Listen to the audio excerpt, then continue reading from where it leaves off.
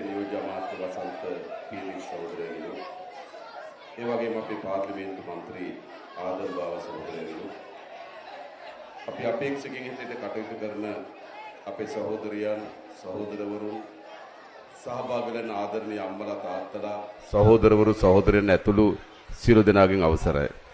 மேடையில் வீற்றிருக்கின்ற பிரதி அமைச்சர் வசந்த பேதிச சகோதரர் அவர்கள், அதே போன்று பாராளுமன்ற உறுப்பினர் ஆதம் பாபா சகோதரர் அவர்கள், இங்கு வீற்றிருக்கின்ற வேட்பாளர்கள், மேடையின் முன்னே அமர்ந்திருக்கின்ற இந்த வாழ் மக்கள் அனைவரையும் விழித்தவனாக අපේ මේ දුවා දරුවන්ගෙන් අවසරයි. அதே போன்று இந்த முன்னால் அமர்ந்திருக்கின்ற சின்னஞ்சிறுசுகளே, අපි හිතන්නේ පෞද්ගලික පාර්ලිමේන්තු මැතිවරණයේදී මේ රට සුවිශේෂී ජයග්‍රහණයක් අත්පත් කරගත්තා. கடந்த பாராளுமன்ற தேர்தலிலே மிகவும் ஒரு இலாவகரமான வெற்றியை நாங்கள் பெற்றுக்கொண்டோம். මීට පෙර අපේ මැතිවරණවලදී දකුණ වෙනමත් නැගෙනහිර වෙනමත් උතුර වෙනමත් තමයි කටයුතු කරන්නේ. இதற்கு முன்னர் நடைபெற்ற தேர்தல்களிலே தெற்கு ஒரு பக்கமும் கிழக்கு ஒரு பக்கமும் மேற்கு ஒரு பக்கமாகத்தான் இருந்தது. අපේ රටේ ඡන්ද වලින් උණු දේ තමයි ජනතාව බෙදන එක. எங்களது நாட்டிலே இடம்பெற்ற வாக்குகளிலே இடம்பெற்றது என்னவென்றால் எங்களது மக்களை பிரிப்பதாக இருந்தது. දකුණේ ඡන්ද ගන්න නැගෙනහිර උතුර ජනතාවට විරුද්ධව මත හදනවා. தெற்கிலே வாக்குகளை பெறுவதற்காக வடக்கிலே கிழக்கிலே வாழுகின்ற மக்களுக்கு எதிரான கருத்துக்கள் முன்வைக்கப்படும். නැගෙනහිර ඡන්ද ගන්න දකුණට එරෙහිව කෑ ගහනවා. கிழக்கிலே வாக்குகளை பெறுவதற்காக தெற்குக்கு எதிராக சத்தம் போடுவார்கள். උතුරේ ඡන්ද ගන්න දකුණට විරුද්ධව කෑ ගහනවා. வடக்கிலே வாக்குகளை பெறுவதற்காக தெற்குக்கு எதிராக சத்தம் போடுவார்கள். හැම ඡන්දයකදීම ජනතාව බෙදුවා. எல்லா தேர்தல்களும் மக்களை பிரித்தார்கள். දකුණේ ජනතාව සිංහල නායකයෝ තෝරන්න, தெற்கிலே உள்ள மக்கள் சிங்கள மக்களை தெரிவு செய்வதற்கும், නැගෙනහිර ජනතාව මුස්ලිම් පක්ෂ තෝරන්න, கிழக்கிலே வாழுகின்ற மக்கள் முஸ்லிம் தலைவர்களை தெரிவு செய்வதற்கும், උතුරේ ජනතාව දෙමළ පක්ෂ තෝරන්න, வடக்கிலே வாழுகின்ற மக்கள் தமிழ் தலைவர்களை தெரிவு செய்வதற்கும் මේ විදියට රට බෙදලා තිබුණා. இவ்வாறு நாடு பிரிக்கப்பட்டிருந்தது. හැබැයි පෞද්ගලික මහමැතිවරණදී මොකද්ද සිද්ධ වුනේ? ஆனால் கடந்த பொது தேர்தலிலே என்ன நடைபெற்றது? උතුරත් வடக்கும் දකුණත් தெற்கும் නැගෙනහිරත් கிழக்கும் ඔක්කොම එකතු වෙලා எல்லோரும் ஒன்றாக சேர்ந்து එක දේශපාලන ව්‍යාපාරයක් ජයග්‍රහණය කරා. ඒ ජාතික ජනබලවේගය ஒரு அரசியல் செயற்பாட்டை வெற்றி பெறச் செய்தார்கள். அது தேசிய மக்கள் சக்தியாகும். කවදාවත් එහෙම දේශපාලනයක් තිබ්බද? எப்போதாவது இப்படி அரசியல் இருந்திருக்கிறதா? බෙදුණු දේශපාලනයක් තිබ්බේ. பிரிந்த அரசியல் தான் இருந்தது. පෞද්ගලික මහමැතිවරණ පස්සේ බෙදීම ඉවරයි. கடந்த பொது தேர்தலின் பின்னர் பிரிவு என்பது இல்லாமல் போய்விட்டது. මේ සමන්තුරේ ජනතාව இந்த சம்மாந்துறை மக்கள் විශාල ජයග්‍රහණයක් ගෙනත් දුන්නා ජාතික ජනබලවේගයේ ජයග්‍රහණය කරන්න. மிக பாரிய வெற்றியை இந்த சம்மாந்துறை மக்கள் கொண்டு வந்தார்கள் தேசிய மக்கள் சக்தியின் வெற்றிக்காக. ඒ පිළිබඳ අපි තමුන් වහන්සේලාට ස්තුතිවන්ත වෙනවා. அதற்காக நாங்கள் உங்களுக்கு நன்றிகளை தெரிவித்துக் கொள்கின்றோம். දැන් ආයේ இப்பொழுது மீண்டும் පරාජිත දේශපාලන ව්‍යාපාර தோற்றுப்போன அரசியல் செயற்பாடுகள் නැවත ජාතිවාදී කතා කියන්න පටන් අරගෙන තියෙනවා.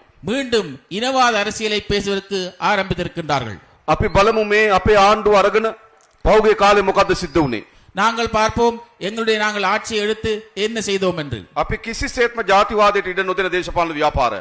நாங்கள் எந்த வகையிலும் இனவாதத்திற்கு இடம் கொடாத அரசியல் நிகழ்ச்சியாகும். අපි 103ට වැටෙනකොටත් நாங்கள் 103ஆக விழுந்த போதும் මේ රටේ ජාතිවාදයට විරුද්ධව කටයුතු කරපු දේශපාලන ව්‍යාපාරයක්. இந்த நாட்டிலே இனவாதத்துக்கு எதிராக செயற்பட்ட அரசியல் சக்தியாக இருந்தோம். ඉස්සර අපේ රටේ සිද්ධ වුනේ මොකද්ද?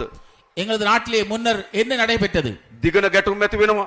திகனையிலே அங்கே போராட்டம் ஏற்பட்டது. අලුත්ගම ගැටුම් ඇති වෙනවා. அழுத்கமையிலே தாக்குதல் ஏற்பட்டது. මාවනැල්ලේ බුදු පිළිම වලට පහර දෙනවා. மாவனிலே புத்தர் சிலையில் தாக்கப்பட்டது. අකුරණ කෝවිලට පහර දෙනවා. පල්ලියට පහර දෙනවා. அக்குரலில் இருந்த பள்ளிகளுக்கு தாக்கு நடத்தப்பட்டது. සිද්ධ වුනේ නැද්ද? நடக்கலையா? ආයේ අපේ රටේ එවැනි ගැටුම් තියෙනවද? மீண்டும் எங்களது நாட்டில் அவ்வாறு ஏதாவது பிணக்கள் இருக்கிறதா? ජාතික ජනබලවේගයේ ආණ්ඩුව අරගෙන ඒ සියලු ගැටුම් නතර කරලා තියෙනවා. ගැටුම් ඇති වෙන්න අපි ඉඩ දෙන්නෙත් නැහැ. தேசிய மக்கள் சக்தியின் அரசாங்கத்தை பெற்று இந்த இவ்வாறான சகல விதமான பிணக்குகளையும் இல்லாமல் ஆக்கியிருக்கின்றோம். ஒருபோது இதற்கு நாங்கள் மீண்டும் வழிவகுக்க மாட்டோம். අපිට ඕන ගහ ගන්න රටක් නෙවෙයි. எங்களுக்கு தேவை சண்டை பிடித்துக் கொண்டிருக்கிற நாடல்ல. අපිට ඕන බෙදෙන්න රටක් නෙවෙයි. எங்களுக்கு தேவை பிரிந்து செல்லுகின்ற நாடல்ல. අපිට ඕන එකතු වෙන්න රටක්. எங்களுக்கு தேவை ஒன்று சேர்ந்த நாடு. මේ අපේ දරුවන්ට இந்த இங்க இருக்கின்ற பிள்ளைகளுக்கு අපි හොඳ අනාගතයක් හදන්න ඕන. நல்ல ஒரு எதிர்காலத்தை நாங்கள் எதிர்பார்க்க මේ வேண்டும். දරුවෝ අපි දිහා බලාගෙන ඉන්නවා. இந்த பிள்ளைகள் எங்களை பார்த்து අපේ கொண்டிருக்கிறார்கள். අම්මලා තාත්තලා මොන වගේ තීන්දුවක් ගනිද මේ දරුවෝ වෙනුවෙන්? எங்களுடைய தாய் தந்தையர்கள் என்ன முடிவு எடுக்க போகிறார்கள் இந்த பிள்ளைகளுக்காக என்று. නැවත ජාතිවාදය උස්සන්න කරන තීන්දුවක් ගන්නවද? மீண்டும் இனவாதம் தலைதூக்குகின்ற முடிவை நாங்கள் எடுப்பதா? නෑ.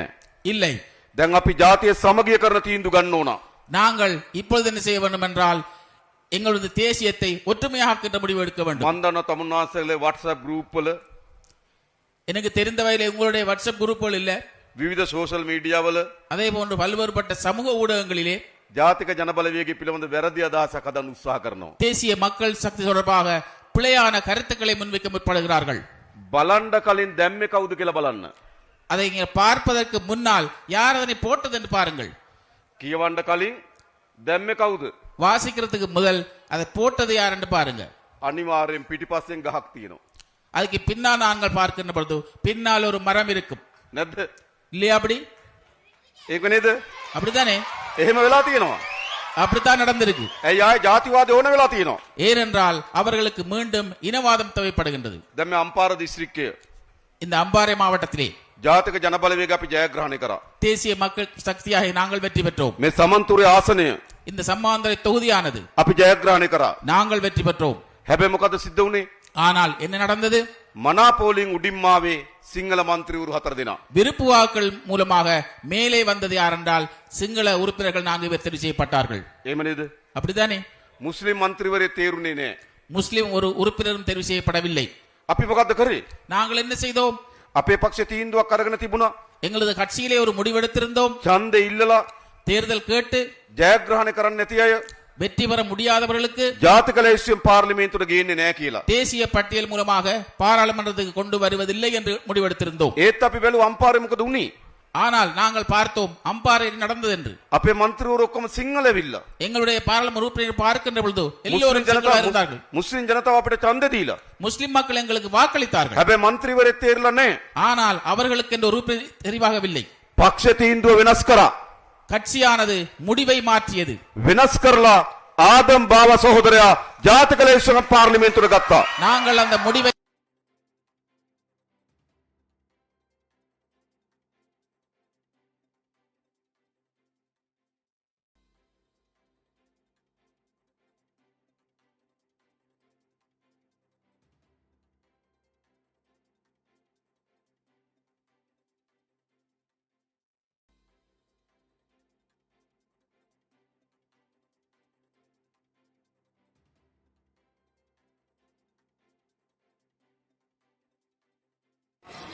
පාර්ලිමේන්තු ව්‍යවස්ථා සභාව කියන වැදගත් ආයතනයක්. சாதாரணமாக பாராளுமன்றத்தில் இருக்கிற அரசியல் பேரவையின் பேரவை என்பது மிக முக்கியமான ஒரு பதவியாக இருக்கிறது. ඒකෙන් තමයි අගමැති තුමාට අවසර දෙන්නේ.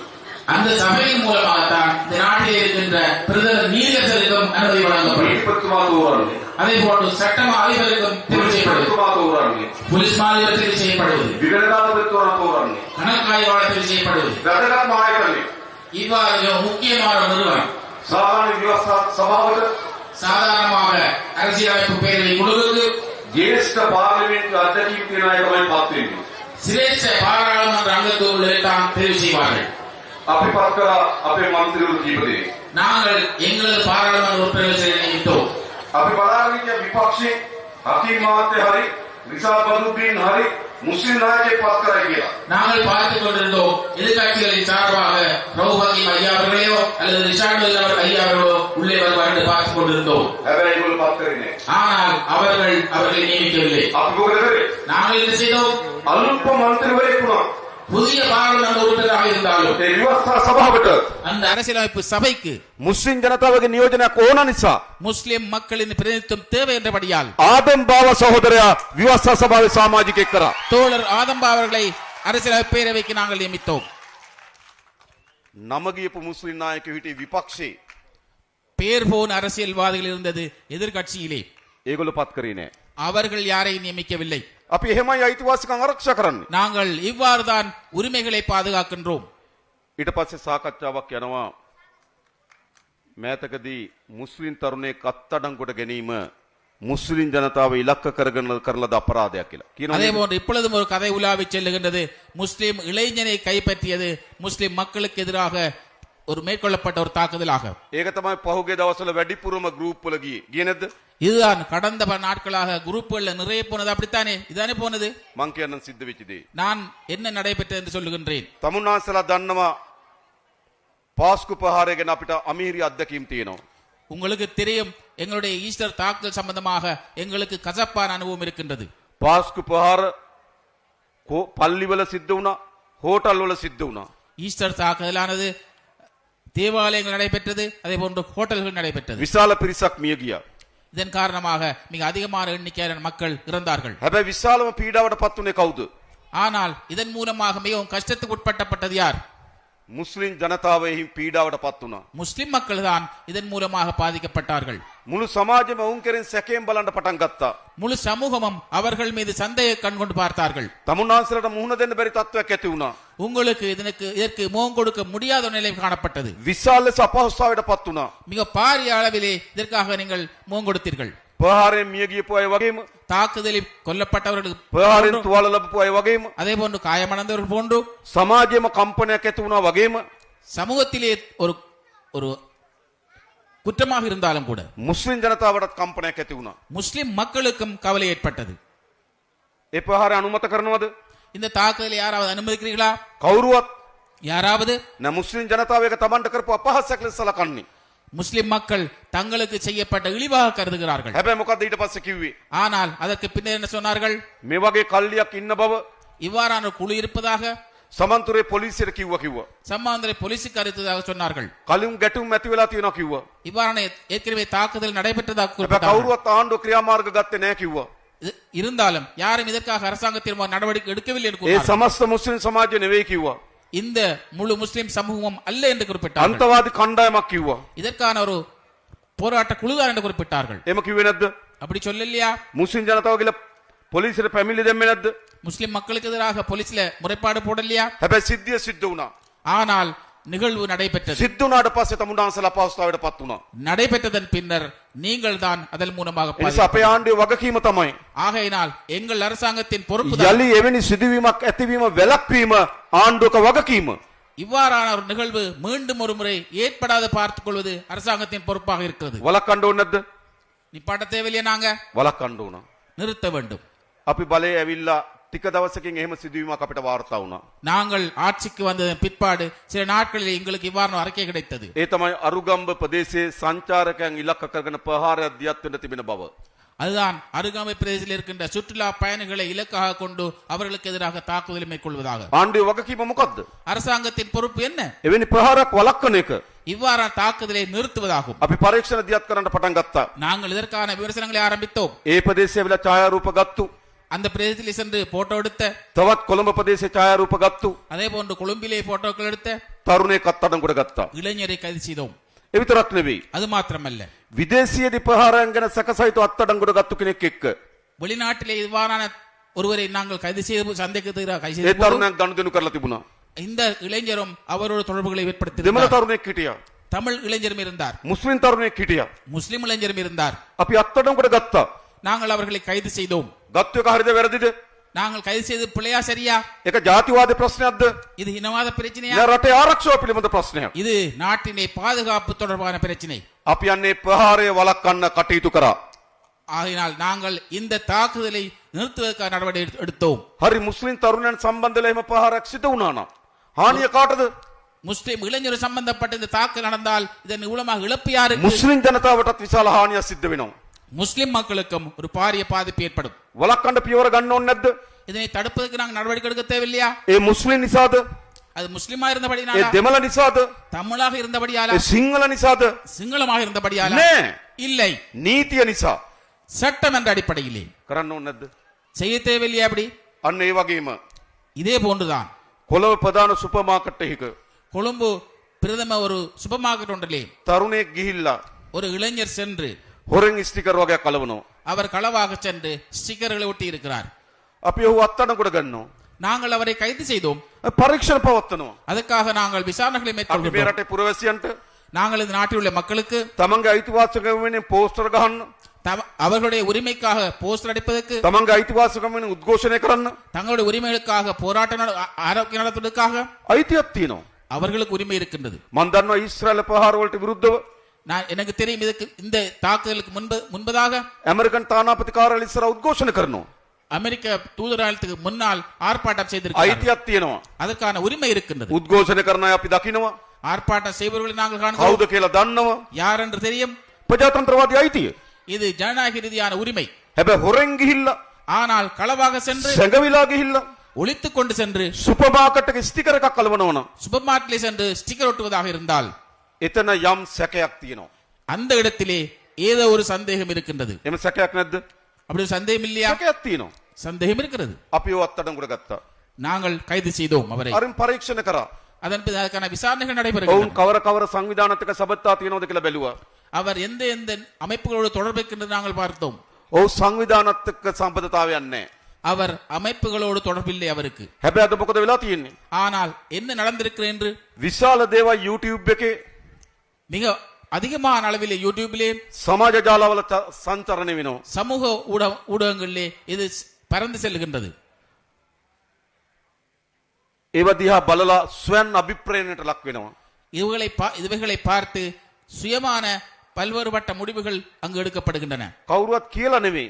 யாரும் சொல்லி இல்ல, කවුරුවත් එක්ක එකතු වෙලා නෙවෙයි. யாரோடு சேர்ந்தும் அல்ல, තමන්ම தானாக අර වීඩියෝ දිහා බලලා, அந்த வீடியோக்களை பார்த்து, අර සමාජ ජාලවල තියෙනවා බලලා, அந்த சமூக ஊடகங்கள் இருப்பதை பார்த்து තමන්ම කේන්තියක් උපයාගෙන தானே அதுக்கான கோபத்தை உருவாக்கி கொண்டு තමන් මේකෙන් ස්වයන් අභිප්‍රේරණයට ලක් වෙනවා. தானே இதன் மூலமாக ஒரு அபிப்பிராயம் ஏற்படுத்திக் கொள்கிறது. අන්න ඒ තරුණයා එහෙම තරුණෙක්.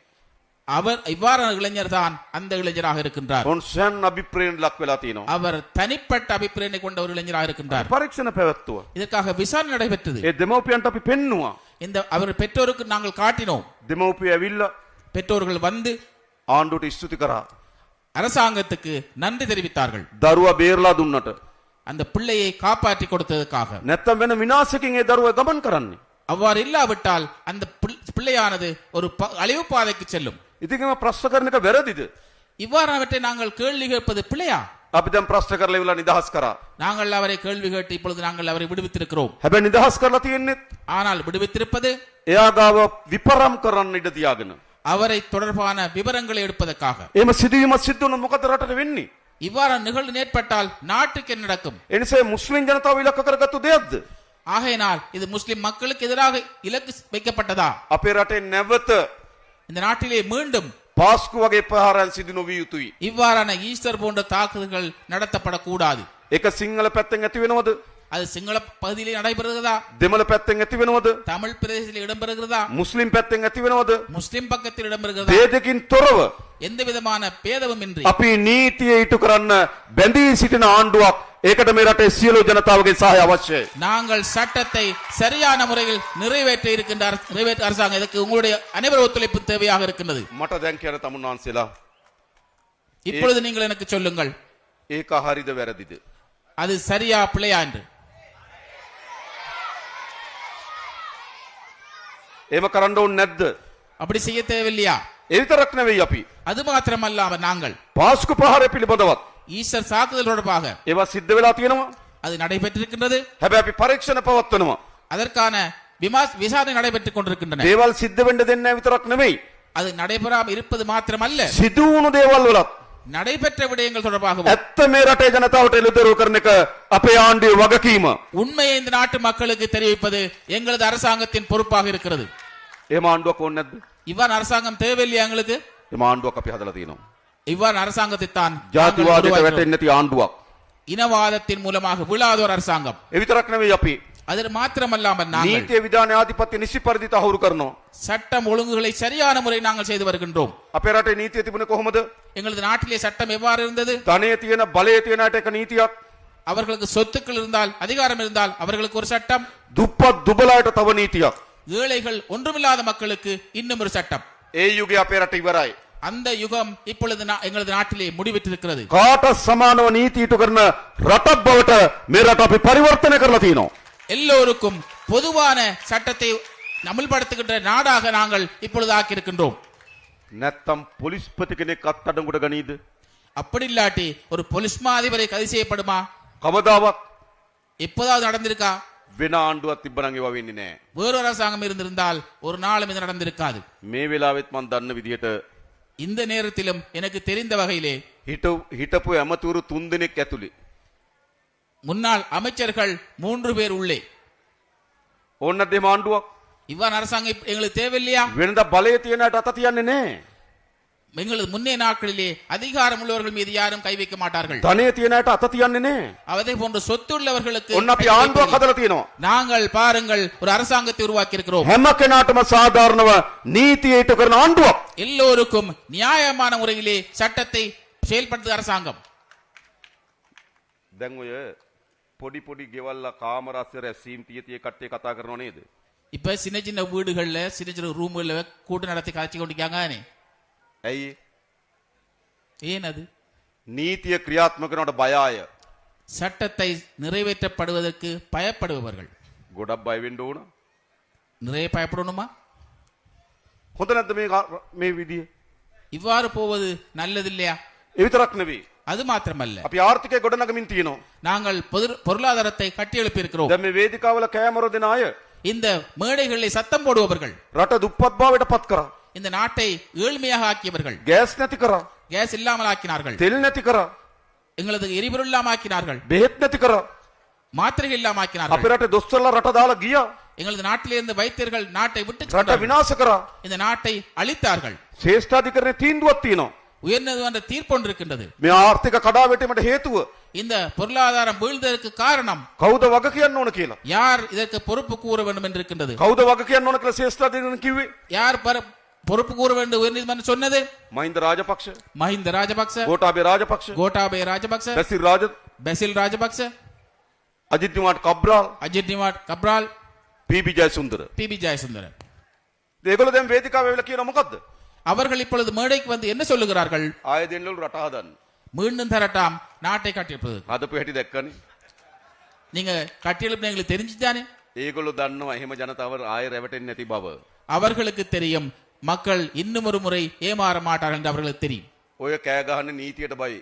அவர்கள் சத்தம் போடுவது சட்டத்துக்கு பயப்பட்டுத்தான் சத்தம் போடுகிறார்கள். වැඩියෙන් කෑ ගහන්නේ වැඩියෙන් බය කෙනා. ஆக கூடுதலா சத்தம் போடுவது ஆக கூட பயமுள்ளாள். මතක තියාගන්න. இதனை ஞாபகம் வைத்துக் கொள்ளுங்கள். අපි කිසි පරීක්ෂණයට අතපොවන්නේ.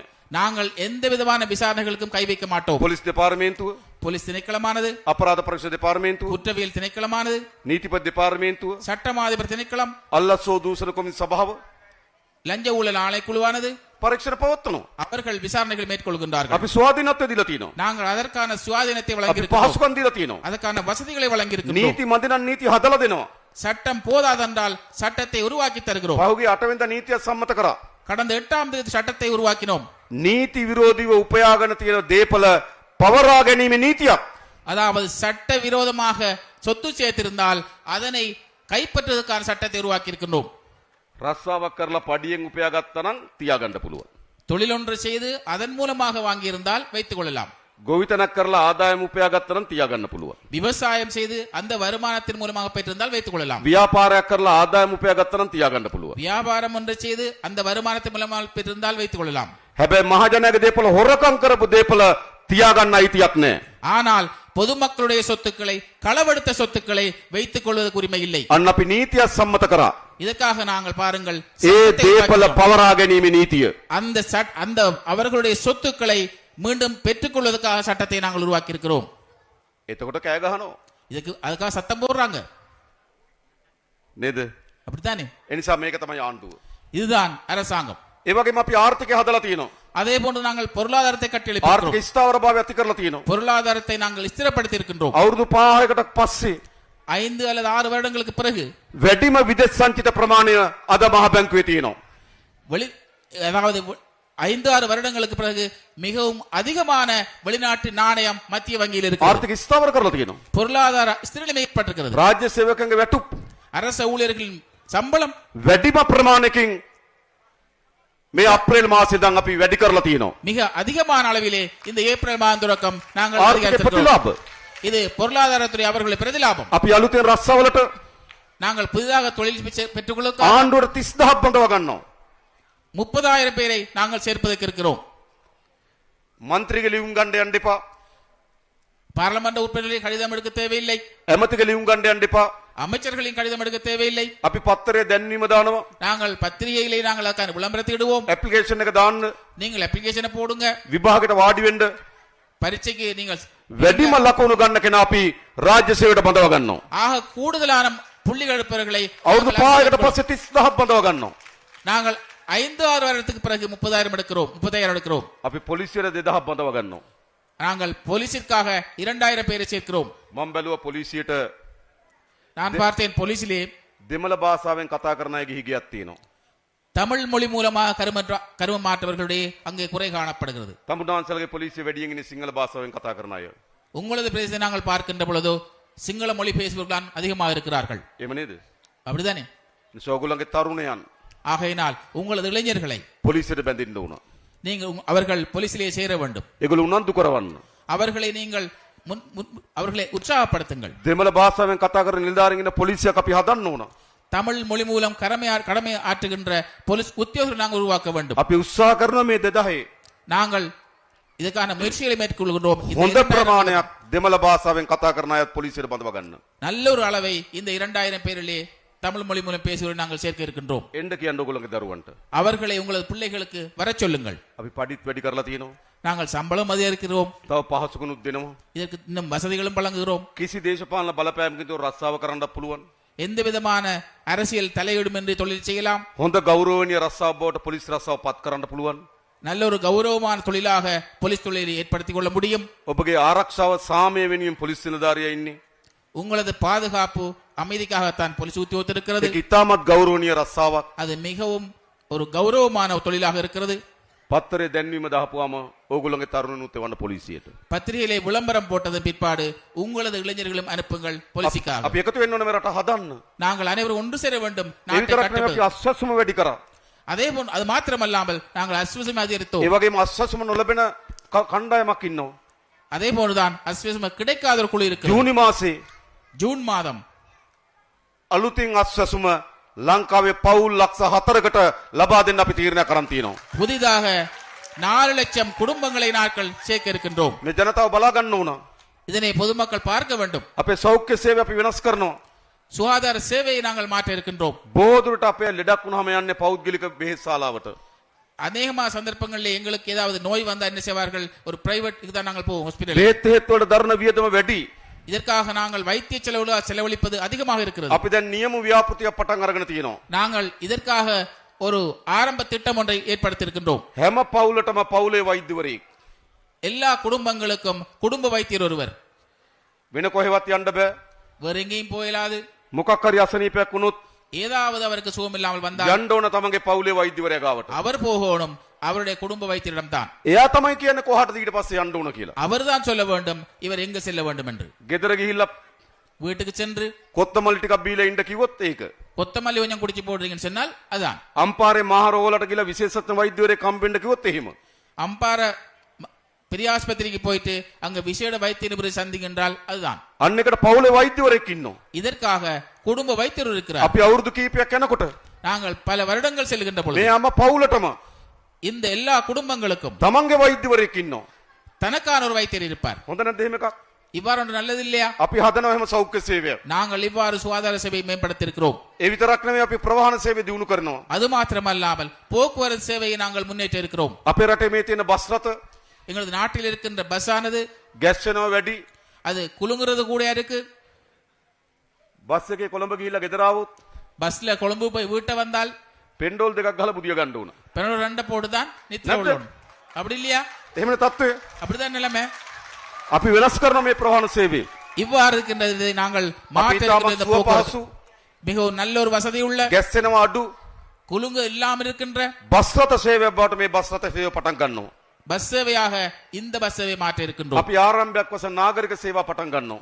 இதனை ஆரம்பமாக நாங்கள் நகர சேவையை ஆரம்பித்திருக்கிறோம். මේ අවුරුද්දේ අපි අයවැය කෙනෙක් කෝටි 300ක් වෙන් කරා අලුත් බස් රථ ගේන්න. இந்த வருடத்திலே வரவு செலுத்தத்தின் மூலமாக හොඳ බස් රථ 300 கோடியை நாங்கள் ஒதுக்கி இருக்கிறோம் புதிய பஸ்களை வாங்குவதற்காக. நல்ல பஸ் හොඳයිනේ. நல்லதானே? ප්‍රවාහන සේවය දියුණු කරනවා. போக்குவரத்து சேவையை முன்னேற்றுகின்றோம். ඊළඟ අධ්‍යාපනය. அதன் பின்னர் கல்வி.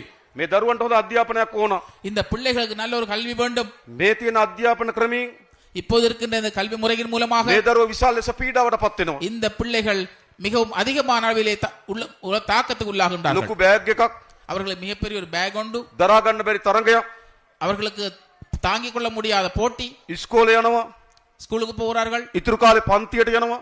மிச்ச நாள் அவர் வகுப்புகள் මේ போகிறார்கள். ළමයිට ජීවිතයක් නැහැ. அந்த பிள்ளைகளுக்கு வாழ்க்கையே இல்லை. ඒ නිසා අපි මේ අධ්‍යාපන ක්‍රමය වෙනස් කරනවා. ஆகையினால் இந்த கல்வி முறையை நாங்கள் மாற்றுகிறோம். දෙමව්පියන්ට බරක් නොවෙන, பெற்றோருக்கு பாரம் இல்லாத, දරුවන්ට පීඩාවක් නොවෙන பிள்ளைகளுக்கு தாக்கம் இல்லாத අලුත් අධ්‍යාපන ක්‍රමයක් අපි අපේ රටේ හදනවා. புதிய கல்விக் கொள்கையை நாங்கள் இந்த நாட்டிலே உருவாக்கி இருக்கிறோம். 2026 එක පටන් ගන්නවා. 2026ஆம் ஆண்டிலே அதை நாங்கள் ஆரம்பிக்கிறோம். 2026 පළවෙනි පන්ති ඇතුළත් වෙන දරුවන්ටයි 2026ஆம் ஆண்டு முதலாம் வகுப்பிலே சேருகின்ற பிள்ளைகளுக்கு 2026 6 පන්තියේ දරුවන්ටයි 2026 என்று இருக்கிற 6ஆம் ஆண்டு பிள்ளைகளுக்கும் අලුත් බර නැති විෂය නිර්දේශයක් හඳුන්වා දෙනවා. அவர்களுக்கு பாரம் இல்லாத பாட விதானங்களை நாங்கள் ஆக்க இருக்கின்றோம். මේ දරුවන් මේ පීඩාවෙන් ගලව ගන්න ඕන.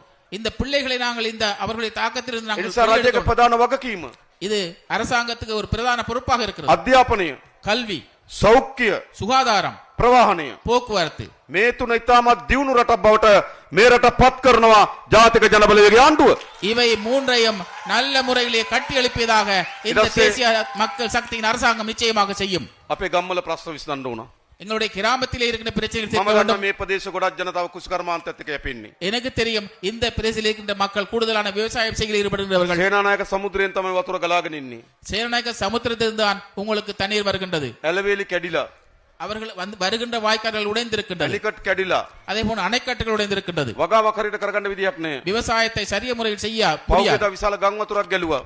கடந்த நாட்களிலே வெள்ளம் ஏற்பட்டது. අපි ඒ ගම් වතුරේ සියලු දෙනාට මේ වන විට වන්දි ගෙවීම අවසන් කරලා තියෙනවා. நாங்கள் கடந்த வெள்ளத்திலே பாதிக்கப்பட்ட அனைவருக்கும் நிவாரணம் வழங்கி இருக்கிறோம். இவகமே- வந்தி வழங்கி ඒ இருக்கின்றோம். වගේම ඇලිවේලි ඇනිකට් හදන්න අපි මුදල් වෙන් කරලා තියෙනවා. அதே போன்றுதான் எலிவேரிய அணைக்கட்டை கட்டுவதற்காக நாங்கள் நிதி ஒதுக்கி இருக்கிறோம். රුපියල් 15000 තිබුණු පෝරසාන ආධාරය 25000 දක්වා අපි වැඩි කරා. 15000 இருந்த உரமானியத்தை நாங்கள் 25000 ஆக்கி இருக்கின்றோம். පෝර දුන්නේ වී වගාවට විතරයි.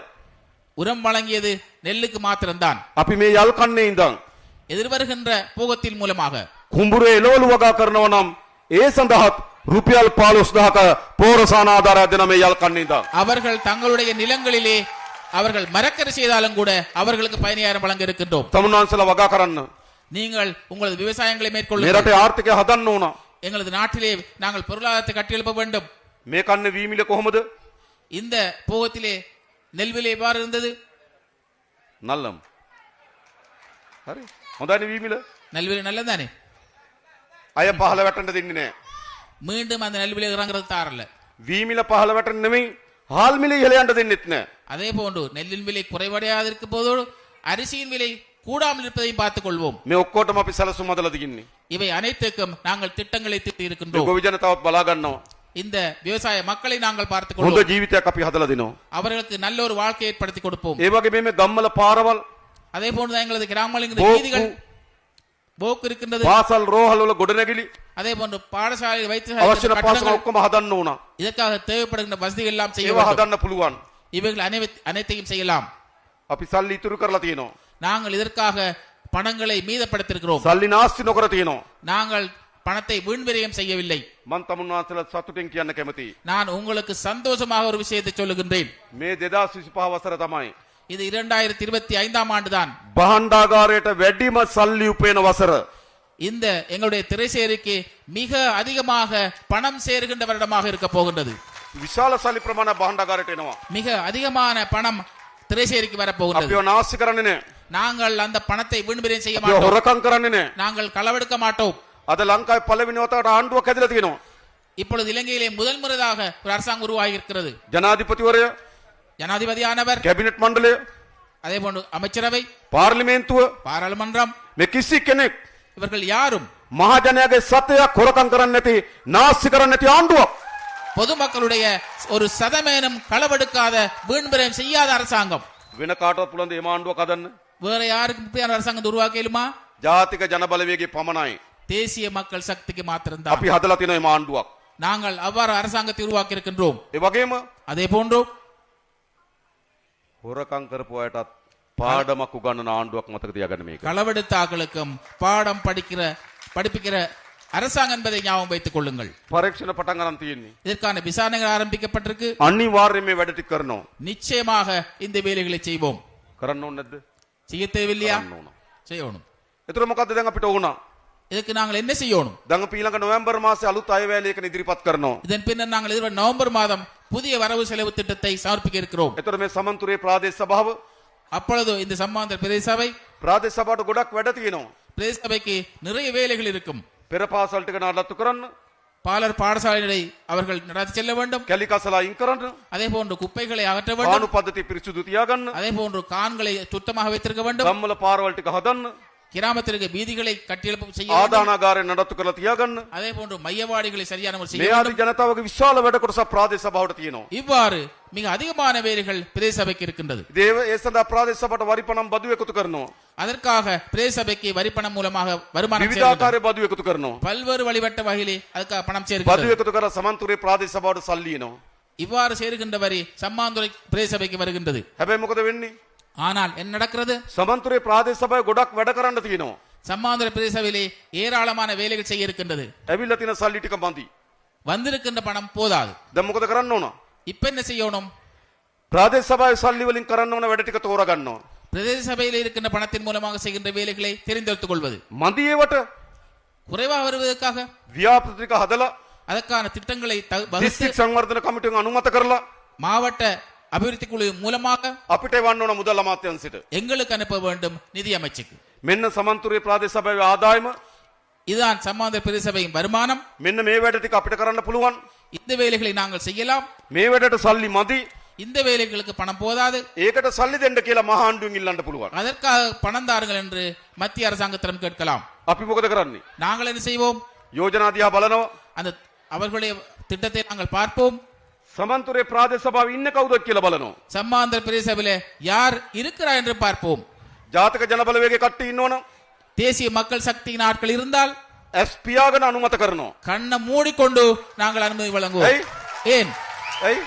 ஏன் අපිට විශ්වාසයක් තියෙනවා එවලා තියෙන හොඳ ව්‍යාපෘතියක්, எங்களுக்கு நம்பிக்கை இருக்கின்றது. அவர்கள் அனுப்பி இருப்பது நல்ல ඉල්ලලා තියෙන திட்டம். කොන්ක්‍රීට් පාරක්, அவர்கள் கேட்டிருப்பது கான்கிரீட் வீதி. පාරට ඔක්කොම කොන්ක්‍රීට් යනවා කියලා අපි දන්නවා. அந்த வீதிக்கு நல்ல கான்கிரீட் எல்லாம் போகும் என்று எங்களுக்கு தெரியும். එහෙමනේ. அப்படித்தானே? වෙන කාගේරි ප්‍රාදේශ සභාව තියෙනවා. வேறு யாரா பிரதேச சபை இருக்கு? ඒගොල්ලොත් වෙන කොන්ක්‍රීට් පාරකට සල්ලි ඉල්ලලා. அவர்களும் கான்கிரீட் ரோடு செய்வது காசு கேட்டிருப்பார்கள். අපි මොකද කරන්නේ? நாங்கள் என்ன செய்வோம்? පාරට කොච්චර යනවද? அந்த வீதிக்கு எவ்வளவு போகும், සාක්කුවට කොච්චර යනවද කියලා බලනවා. அவர் பொக்கெட்டுக்கு எவ்வளவு என்று பார்ப்போம். එහෙම ගියේ නැද්ද? அப்படி போகலையா? සභාපතිලාගේ සාක්කුවලට ගියේ නැද්ද?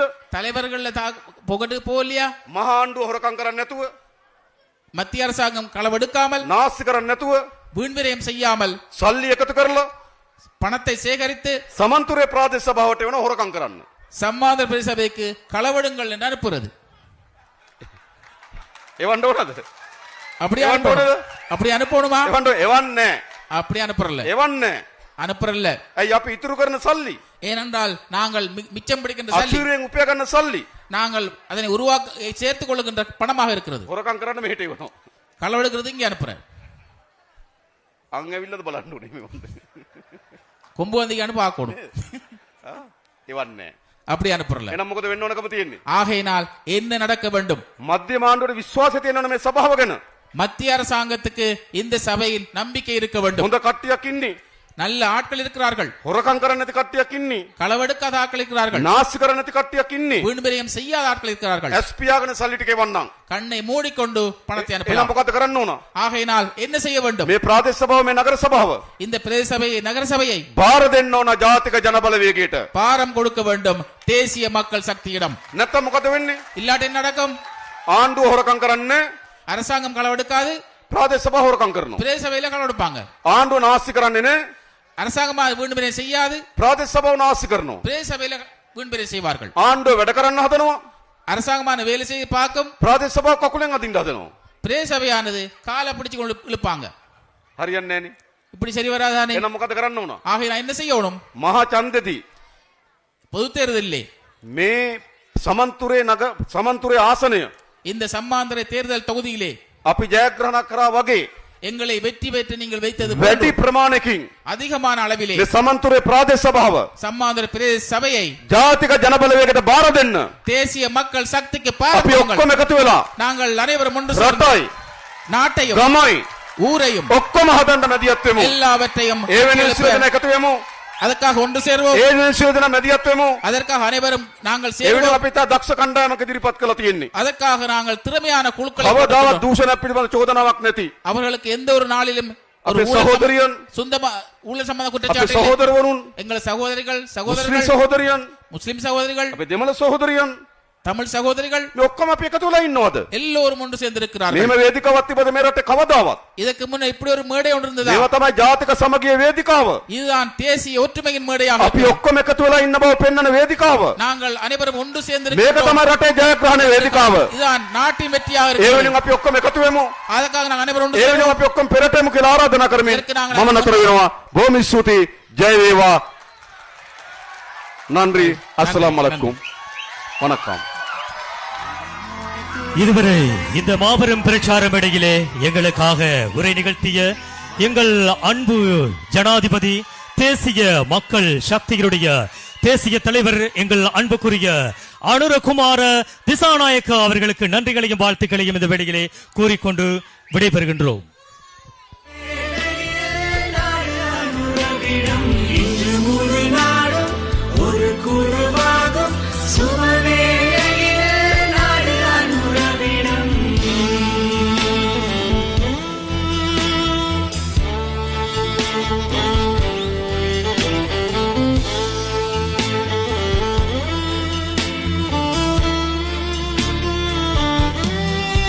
வரலாற்றிலே தீய தீயை அணைத்திட மறுமலர்ச்சியில் புது யுகத்தை படைத்திட பசியை வறுமையை தூர விரட்டிட அழகிய நாளைக்கு நாட்டை உயர்த்திட இன்று முழு நாடும் ஒரு குழுவாகும் சுபவேளையில் நாடு அனுரவிடம் இன்று முழு நாடும் ஒரு குழுவாகும் சுபவேளையில் நாடு அனுரவிடம்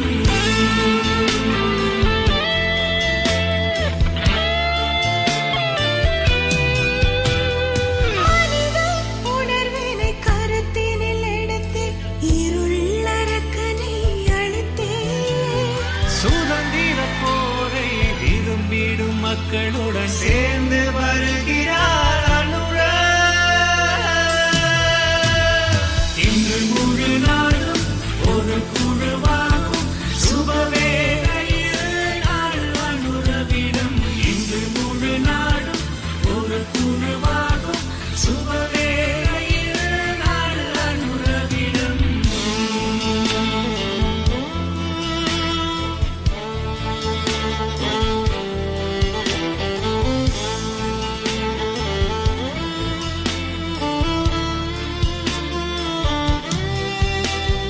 வடக்கிலும் தெற்கிலும் திசையெங்கிலும் உள்ளங்கள் விரும்பிடும் இவர் ஒருவரே ஏதங்களின்றி இலங்கையிலே மக்கள் அலை எழுந்தது அதனாலே